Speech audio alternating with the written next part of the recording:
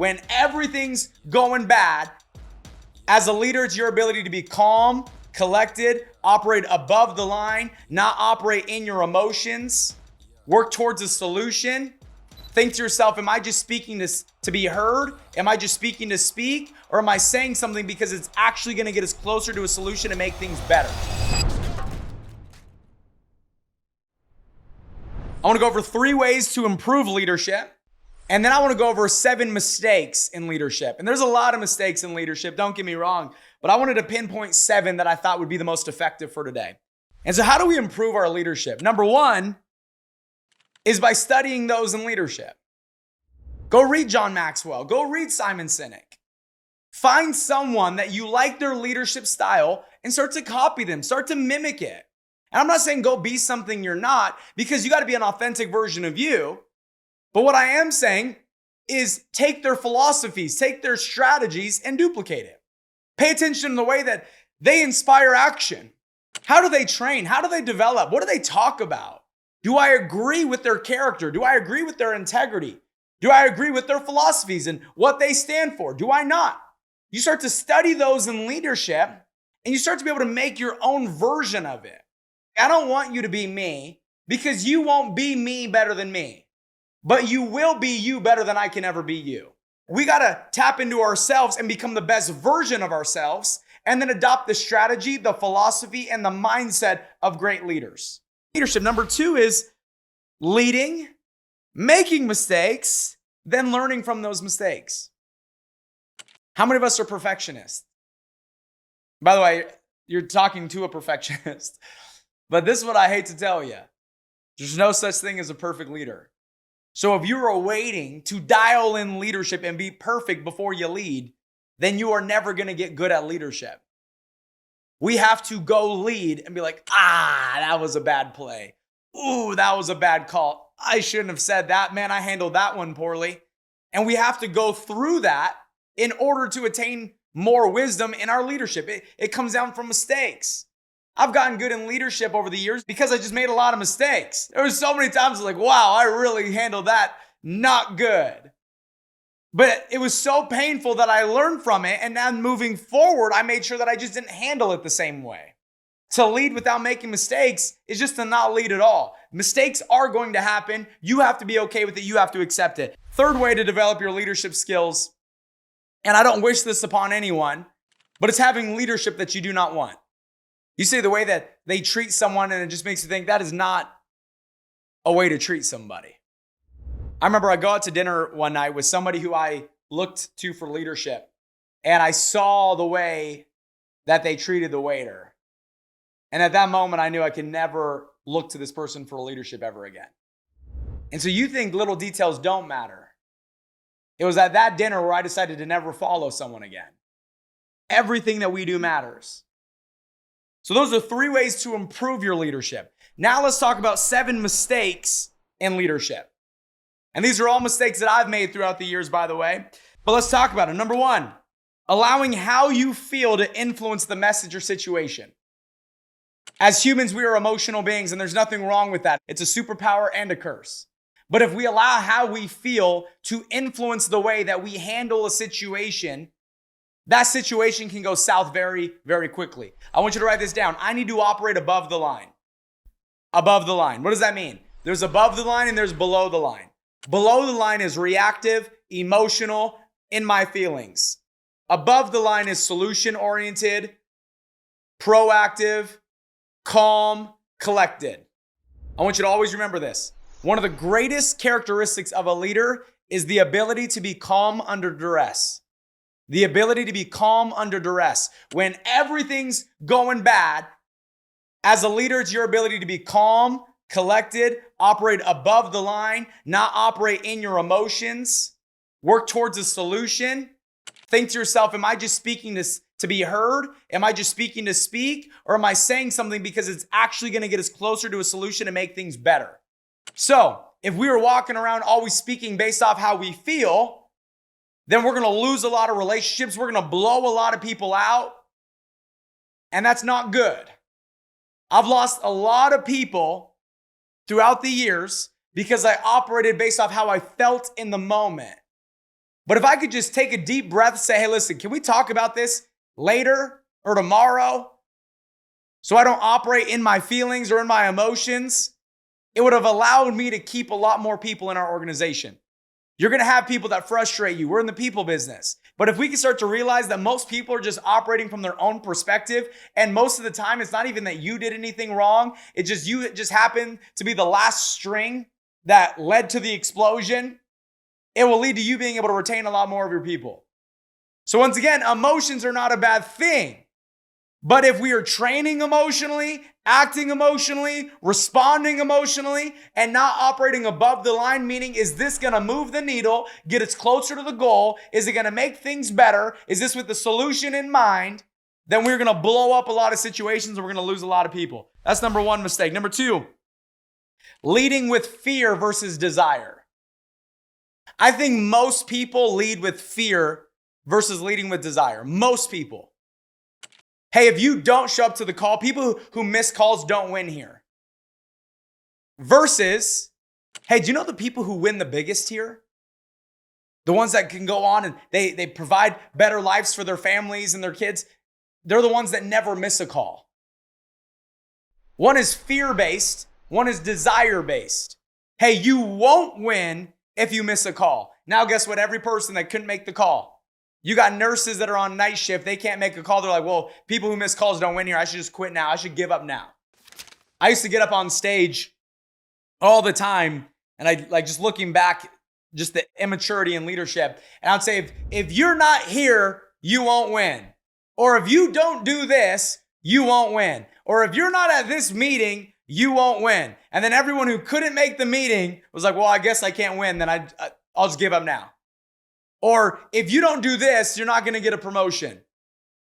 Versus, hey, remember when you said you wanted to do this for your mom? Well, if we go do X, Y, and Z, it's going to give you the ability to do so and you'll hit your promotion along the way. Once again, one is fear-based, one is authority, one is desire. Inspirational. See the difference? Number three. Leading everyone the same way.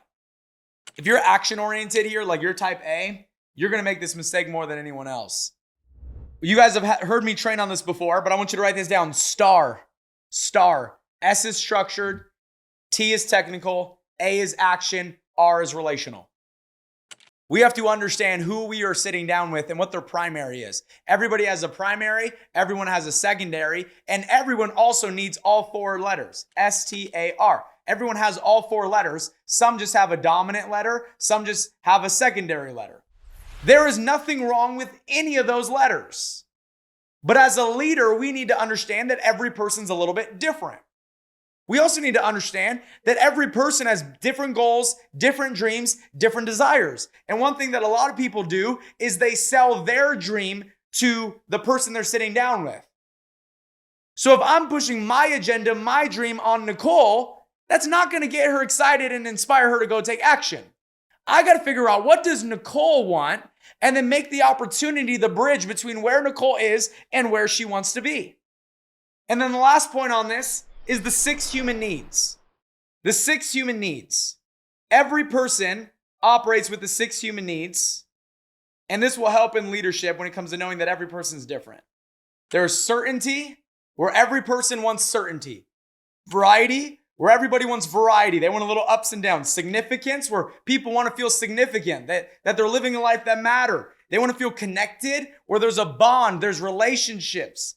Okay, growth, they want to feel like they're getting better, and contribution, that they're making a difference. So those are the 6 human needs.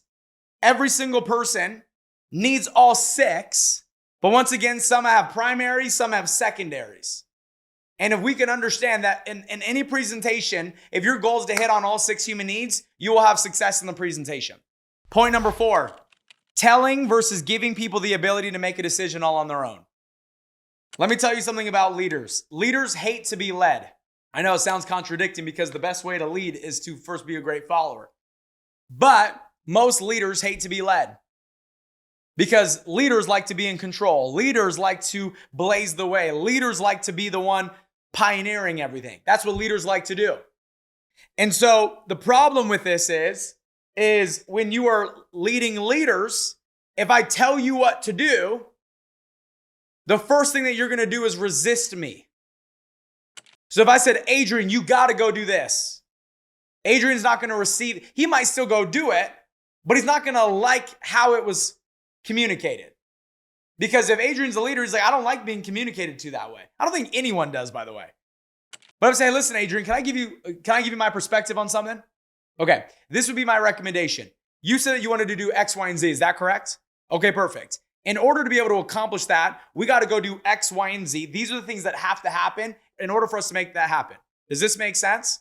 So my recommendation would be that you go do X, Y, and Z so you can have X, Y, and Z. Versus saying, Adrian, you got to go do X, Y, and Z if you want X, Y, and Z. Same thing. It's just how it's communicated. Number 5 mistake, being too opinionated. Being way too opinionated. Whether it's politically, whether it's this or that, we got to put that aside. There are different ways to get to 10. What is 5 plus 5? What's 2 times 5? What's 8 plus 2? What's 7 plus 3? So if we are too opinionated in our leadership, and we are not willing to unlearn and relearn, and if we are not willing to take the input of everyone around us, whether they are at where you are at or not, then we are not going to grow as an organization. You know, the company Nike has their 10 core values. Their number 1 core value is we must be willing to change daily. And I'm not saying we should change our system daily, and I'm not saying we should change our presentation daily, because the worst thing you can do in a business is change the system, because it takes an average of 18 months for everyone to adopt it. But if we are not willing to change and improve, and if we are so stuck in our ways, and if we are so opinionated about every last thing, you're going to have a hard time growing. It's going to be our ability to learn, unlearn, and relearn that will determine how relevant we stay in business. We can't be so opinionated. There's different ways to get to 10. Number 6, sending them into battle unequipped. We got to spend the time up front to help people become bulletproof in business.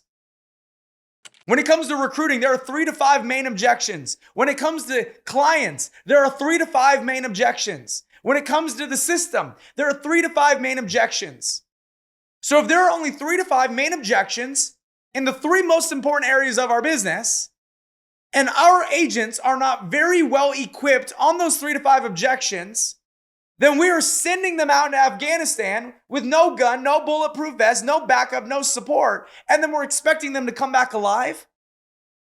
And then number 7, last but not least, thinking that the results that you are getting in business is enough. If I'm looking to be led by somebody, I'm looking at who they are as a person. I'm looking at what their home looks like. I'm looking at their strength spiritually.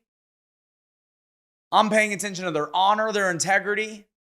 I'm paying attention to how they treat other people, the money they're making, and the results that they're getting. Because if you're winning in business, but your home is struggling, that's failure. Because if you're making a lot of money, but you are not spiritually grounded, that's failure. Whether you're at the bottom trying to get this thing off the ground, or you are at the top thriving, who you are matters more than where you are. And if we think that winning in business is enough for people to want to follow us, that is just not the case. There are 5 levels of leadership. Level 1, you follow me because you have to. It's position. Level 2, you follow me because you want to. You like me, we have a relationship, you think I'm a good person or vice versa. So I follow you because I like you. Level number 3, I follow you because of the results that you're getting. You have the results I want those results, I follow you. Level 4, I follow you because what you have done for me as a human being. Not in my business, as a human being. How you've helped me develop my mindset, my confidence, my character, my marriage, who I am, how I operate. And then level number 5 is respect. I follow you because I respect you. Not just what you've done, but what you stand for, who you are, and what you represent.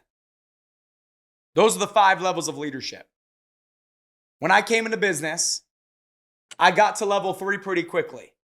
I was getting directs, I was recruiting, I had results that people wanted. And so they looked to me for leadership because I had what they wanted. But then people weren't sticking around. And one of the reasons people weren't sticking around is because I didn't establish a relationship with them.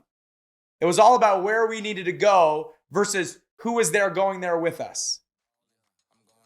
And so I was like, why can't I get to level 4 and get to level 5, which is what we've done for them and respect? Because you can't get to level 4 in leadership with somebody if you don't have a relationship with them.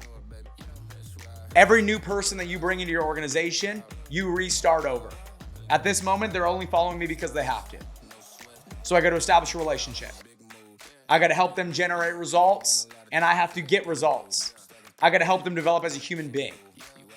And I got to be somebody worth following. Let's get it. Let's get it. Let's get it. Let's get it. Let's get it. Let's get it. Let's get it. Let's get it. Yeah.